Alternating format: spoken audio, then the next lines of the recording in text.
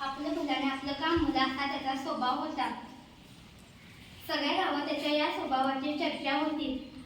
सकाळी लवकर शेतात जायचं, दिवसभराचं काम होतं, आपण संध्याकाळी घरी यायचं.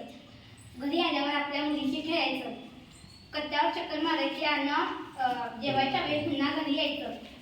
असा त्याचा दिनक्रम होता. सावळ्या रंगाची श्रीरांग खाती आणि नाकासमोर चालणारा बंधू. एका वर्षी पीक पाणी बरं झाल्यावर बंधूनं कुटुंबासाठी नवे कपडे आणि स्वतःसाठी इजा शिवली. दोन्ही मामांनी कपडे शिवले खरे, पण त्यांचा अंदाज सुटला पुढे. अरे लांब झाली, चांगली 4 बोट लांब झाली. आता पुन्हा धोंडू मामाकडे जायचं म्हणजे. अगं इजार जरा समोर तिच्या. अगं इजार जरा 4 बोट कमी करून टाकतेस का? अगं इजार जरा 4 बोट कमी करून घालतेस का? अहो सकाळी आणि काय जेवण बनवायचंय, नेताच्या शाळेत जायचंय, मला नाही जमणार. सुबे इजार जरा 4 बोट कापून घालतीस का? नाही दादा, मला केवढा ऍक्शन करते. नाही दादा, मला केवढा अभ्यास पडलाय. आता कॉलेजची वेळ होईल, तो आईला सांग की.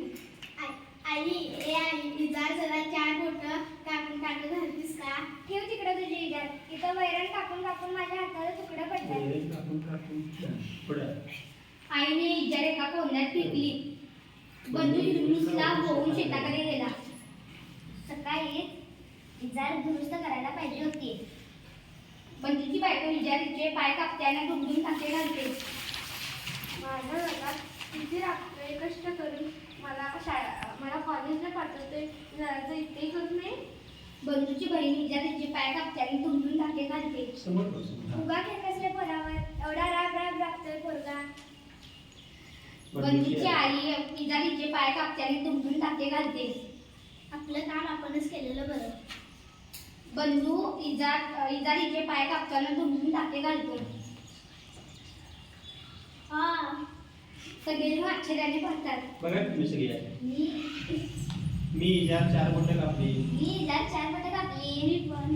अगं बाई, आम्ही पण इजार 4 बोट कापली. चौघेही खैकून असतात.